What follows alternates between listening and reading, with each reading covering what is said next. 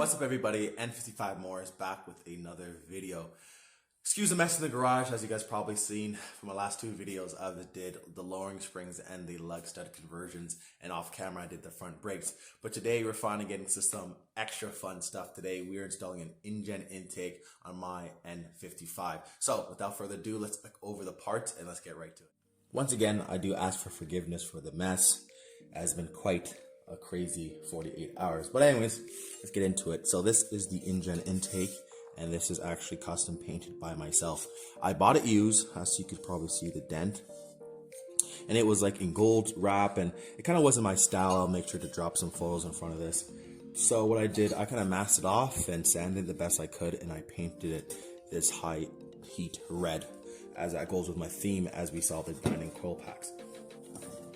As well as here is the heat shield. You can see this rusted, but most of these spots will not be seen, so I kind of just left it as it is, because we all know this part gets mounted to the car, this part down here sits in the bottom, and this is where the actual intake goes. And for the cone, I also had something special for everybody. I ended up just buying a Amazon air filter. It is dry, don't worry, I did not get an old one. And painted as well. This is kind of rigid, so I had to cut it open a little bit just to fit the intake, but I did also paint match it, so I believe this should be a quite killer combo. As well as mentioned before, I did buy it used, so some bolts were missing, so I emailed Injen, shout out to their customer support, and they told me the specs. So I got some washers to make everything fit, as well as these are, if you ever lost the bolts for the MAF sensor, these are the ones that fit inside. So without further ado, let's get to installing. Step number one would be to remove the factory intake system. For me, it is very easy. I already loosened up the bolt at the bottom because I do have the BMS turbo inlet. This is a push grommet. Remove the MAF sensor, and of course we know that the top of the air filter is just a straight pull up.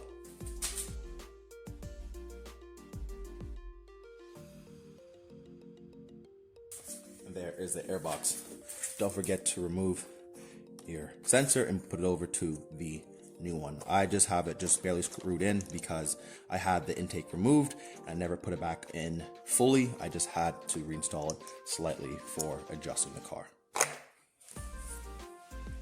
For mounting the shield itself, this is actually for the intake itself to be mounted to it. There's one push fitting down here, a bolt up there, and a hole right here. So this part slots into here for the factory mounting point. This bolt will be removed and be put right here, and this hole is actually going to feed through this location. So this, everyone says this is the most one that everyone fights with the most, because you kind of have to feed your finger down below when trying to thread a nut behind it. But hopefully it will not be too much of a big deal for us.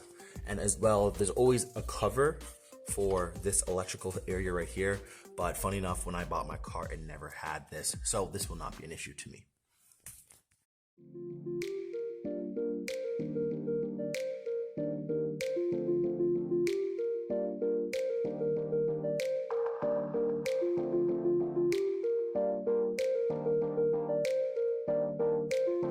After getting the 8mm screw right there, keep it loose so it allows for some wiggle.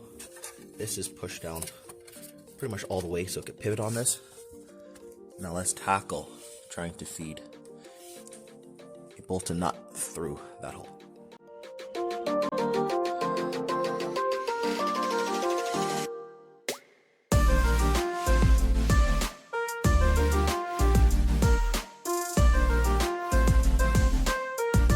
Now with it mounted there, loosely as well, and this nut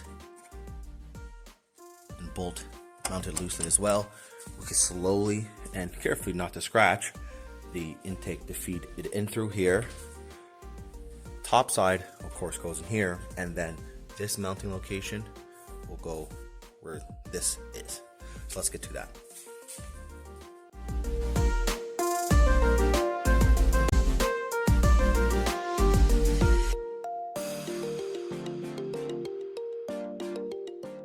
Now that we see that this end is loosely fitted, as well as this is kind of in, to get this nut down here, I have it here, I found it's actually possible, and I'm a decently big guy, so you guys can't say anything. Just snake your hand down and around, and then you could tighten it that way.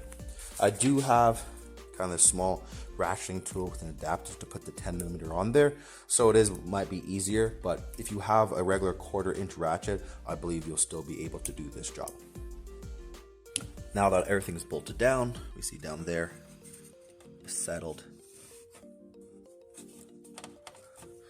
And down here, it's time to put on our wonderful looking intake cone.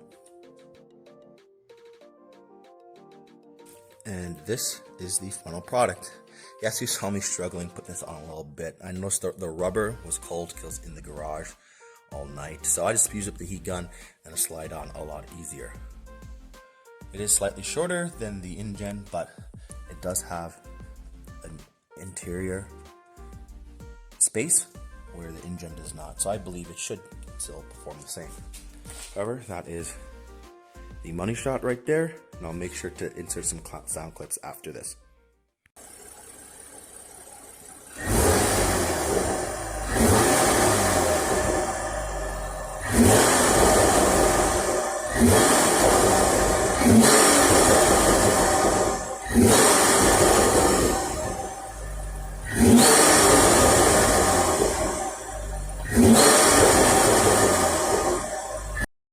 There you have it, the Injen intake installation for my N55. As you can see, it's not a very hard or involved project or installation. There are some small tools like I did use that helped make it a little easier. However, if you didn't have these, it's still very possible. I believe that this is probably not the most horsepower per dollar mod, but it's definitely a fun one and gives, especially in my case, some eye candy to the engine bay. Once again, thank you everyone for watching. Stay tuned for more, and don't forget to like, comment, and subscribe. N55 more is looking at you for the next one.